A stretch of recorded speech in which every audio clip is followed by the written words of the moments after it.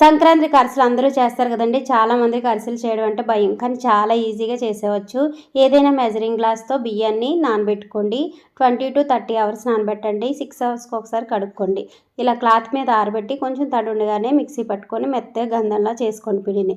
ఇప్పుడు గ్లాస్ బియ్యానికి ముప్పావు గ్లాస్ బెల్లం వేసుకొని కొద్దిగా నీళ్ళు పోసుకొని ఇలా ఉండపాకం వచ్చేంత వరకు పాకం పట్టుకోండి. తర్వాత కొద్దిగా నెయ్యి వేసుకొని తడివి పిండిని కొద్దిగా వేసుకొని బాగా కలుపుకోండి. ఈ విధంగా గట్టిపడిన తర్వాత స్టవ్ ఆఫ్ చేసేయండి. కొద్దిగా నెయ్యి వేసుకొని చిన్న పిండిని తీసుకొని నూనె కవర్ మీద ఒత్తుకొని కాగిన నూనెలో వేసుకుంటే అరిసెలు మనకి పూరీల్లా పొంగి చాలా సాఫ్ట్గా వస్తాయి. చాలా టేస్టీగా కూడా ఉంటాయి. ఇదే విధంగా అన్ని అరిసెల్ని డీప్ ఫ్రై చేసేసుకోండి. చూసారు కదా చాలా చక్కగా వచ్చాయి.